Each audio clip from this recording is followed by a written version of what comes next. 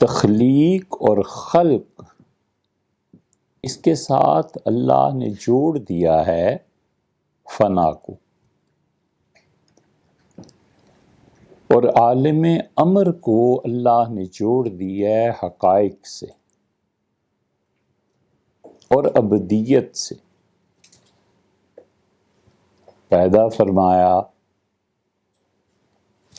تخلیق کی، اور ایک طرف سے ان تخلیقات کو چلایا، اور ان تخلیقات کو چلانے کے بعد فنا کو حکم دیا کہ تم چلو، اور زمانے کو کہا دوسری طرف سے کہ جو چیز تمہاری زد میں آئے اسے مٹا دو۔ تو ایک طرف تخلیق اور مخلوق اور خلق چل رہی ہے، دوسری طرف فنا چل رہا ہے اور زمانہ چل رہا ہے۔ جو چیز زمانے کی زد میں آ گئی ختم ہو گئی۔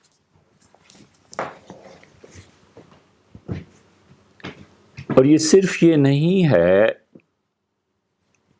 کہ مفکرین اور فلاسفہ بہت دیر سے اس جگہ تک پہنچے ہوں، جہلاء، شعراء عرب، اور جہاں جہاں انسانی زندگی اور شعور کا وجود تھا، وہ لوگ بہت پہلے سے ان حقائق سے باخبر تھے۔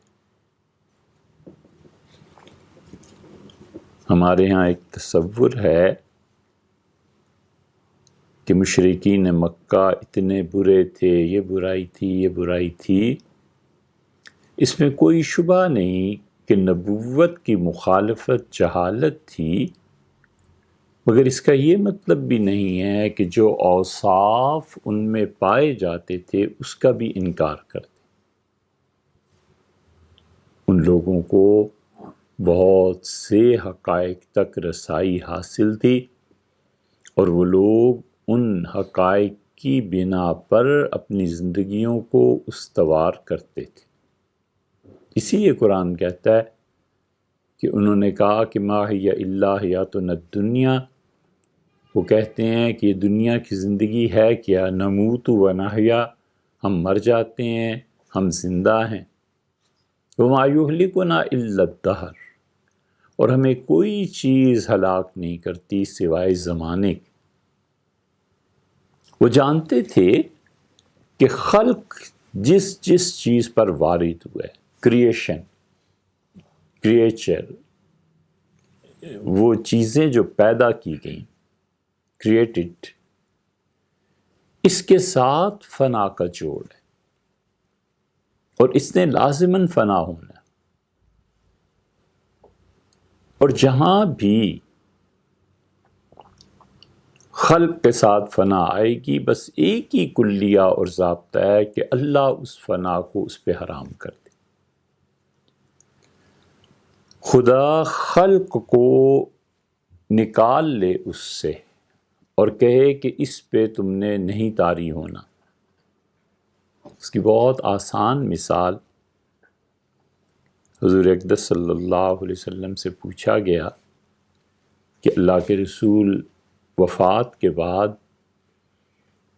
ہم کیسے سلام پیش کریں گے جبکہ اس دنیا میں ہم آپ کو سلام کرتے ہیں؟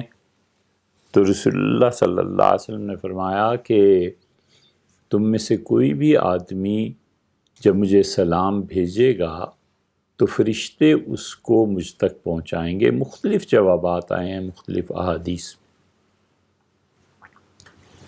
کہیں فرمایا کہ اچھا جب تم بھی میری قبر پہ آؤ گے تو رد اللہ روحی، اللہ تعالیٰ میری روح کو واپس لوٹائے گا تاکہ میں جواب دوں۔ یہ مطلب نہیں ہے کہ روح کا بار بار آنا اور نکلنا ایسے ہوگا، وہ تو بڑا تکلیف دہ معاملہ ہے۔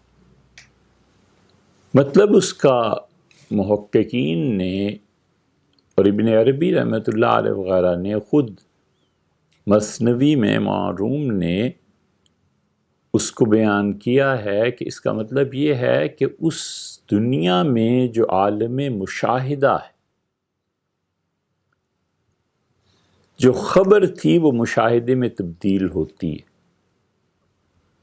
آدمی کسی بھی درجے میں پہنچ جائے، حتیٰ کہ نبوت کا درجہ ہے، یہ مشکل بات، لیکن یہ کہ نبوت کے درجے میں پہنچ کر بھی آدمی کہتا ہے کہ خبر مشاہدے میں تبدیل ہو۔ یہ انسان میں پیاس اللہ نے رکھی ہے، اس کو کون بجھا سکتا ہے؟ انہوں نے کہا کہ رب ارنی کیف تحیی الموتیٰ، اللہ مجھے بتائیں آپ مردوں کو کیسے زندہ کریں گے؟ قال ولم تؤمن، کہا تمہیں اس پہ یقین نہیں؟ ہم نے کہا، انہوں نے کہا کیوں نہیں یقین؟ انہوں نے کہا اللہ اس پہ یقین ہے، لیکن جو خبر مجھے دی گئی ہے اور جو خبر میں لوگوں کو دے رہا ہوں کہ اس زندگی کے بعد بھی ایک زندگی ہے، اے رب وہ مشاہدہ کرنا چاہتا ہوں۔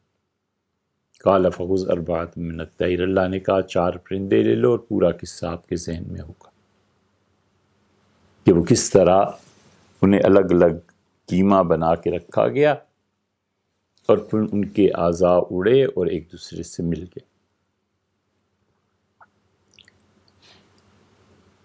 تو اس کا مطلب یہ ہوا کہ وہ جو عالم مشاہدہ ہے وہاں، وہ روز بروز ترقی پذیر ہے، اور نبوت کی نگاہ اس پر پڑتی ہے، اور پھر اس سے جب عالم خلق کی طرف التفات ہوتا ہے تو اس کو فرمایا کہ رد اللہ روحی، اللہ تعالیٰ میری روح کو پھیر دے گا۔ پھر ایک اور جواب بھی دیا، عرض کیا گیا تو آپ نے فرمایا کہ اللہ نے حرم علی الارض، زمین پہ یہ بات حرام کر دی ہے کہ وہ انبیاء علیہ السلام کے اجسام کو کھا جائے۔ مٹی کی تاثیر فنائیت ہی ہے نا، مٹی میں جو چیز مل گئی فنا ہو گئی، اور اس کے متعلق فرما دیا کہ ہمارے انبیاء علیہ السلام کے اجسام مٹی نہیں کھاتے۔